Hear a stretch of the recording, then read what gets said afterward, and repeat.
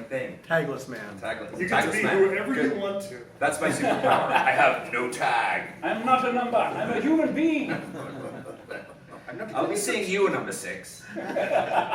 Ladies and gentlemen, good afternoon. My name is Jeff Notkin. I am a television host and producer and also work in the film industry. I have made shows for all the major cable networks, Discovery, History, Nat Geo, Travel Channel, TLC, BBC as well, PBS, NASA, and worked on some science fiction films and an upcoming big budget science documentary which I'm not allowed to talk about, and I would if I could. No. And science writer, meteorite specialist, and lifelong sci-fi fandom geek and proud of it.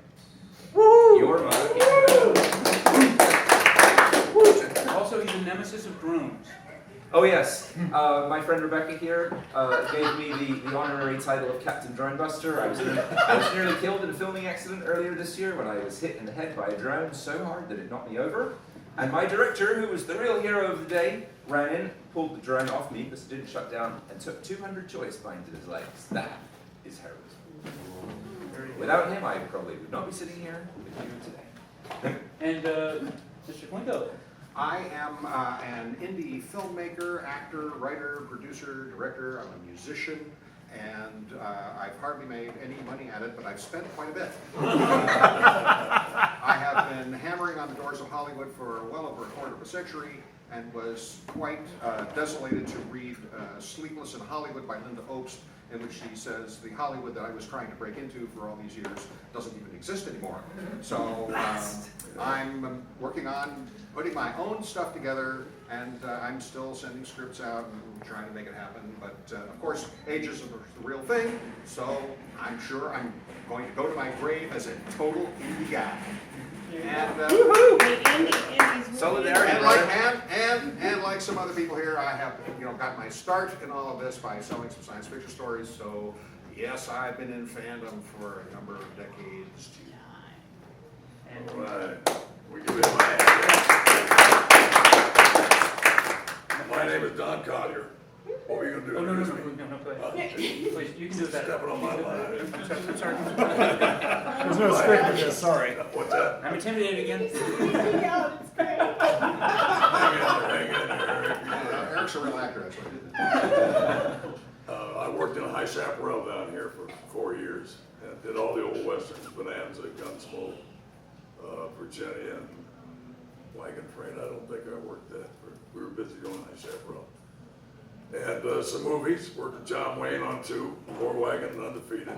Yeah. War Wagon. The people asked me what was my biggest treat in show business, and that was it, working with John Wayne. He quite a guy. You could work with Duke Wayne if you did 3 things: knew your dialogue, showed up on time, and hung around the camera. Yep.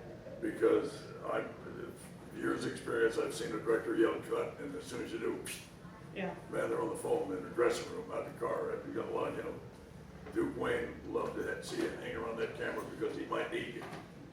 And if he needed you, you better be there. And that was a treat to work with that old man. I moved down here 32 years ago because I got tired of LA.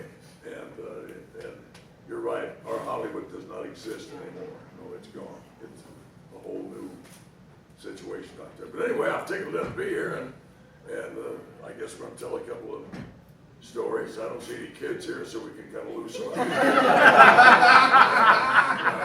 I'm very sensitive, though. Are you? Screw you, Eric. See, I told you I'm sensitive. Anyway, who are you? Oh, who am I? Eric, before you go, may I just interrupt? Because I really encourage you to visit Don's IMDb page. Oh, yes. You will be blown away. He has 63 separate credits, and that's 63 separate shows and movies. I don't mean total, that's not counting. 63 episodes of High Chaparral? Was it something like I that? was on something like that. Okay, Yeah. so I missed quite a few because I did these other pictures.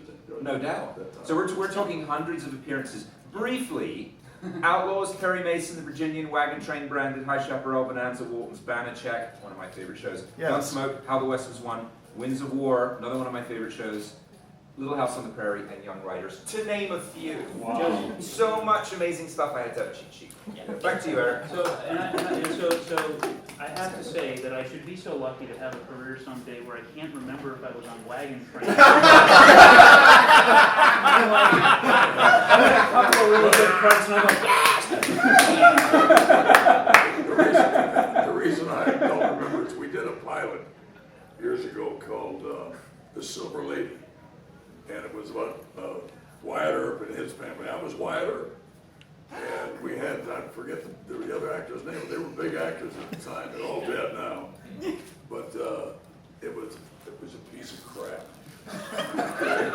I was great. I was terrific. But the show was a piece of shit. I think they ran it once, and that was the end of that. We never heard about it.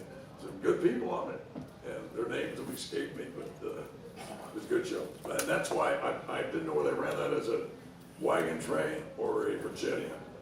And I think it was Virginian, but it could have been wagon train. Because we had one of each show on that show.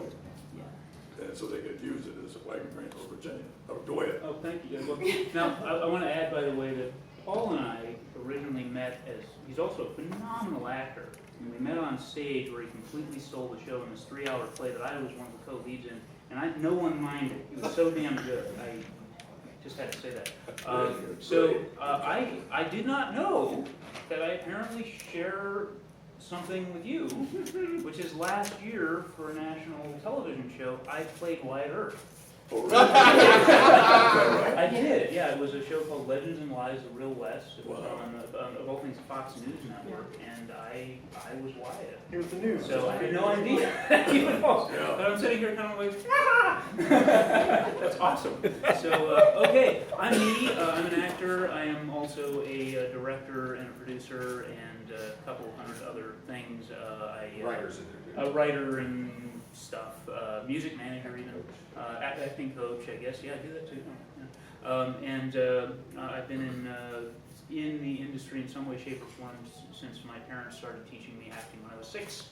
And I am a recent addition to Sealy Studios, which this fellow is the president of, and have really been spending a lot of time getting into new media and working on developing web series projects, which we believe is the new wave.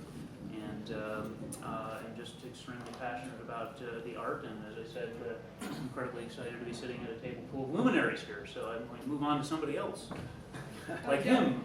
Don't forget you're also on the con committee. Oh, well, yes, actually, I volunteered here doing publicity work and so on for the convention. He is an actor. I fell madly in love with this convention about 3 years ago and decided I had to do something. So. Hello everyone, my name is Rogelio Camarillo. I'm an actor here in Tucson.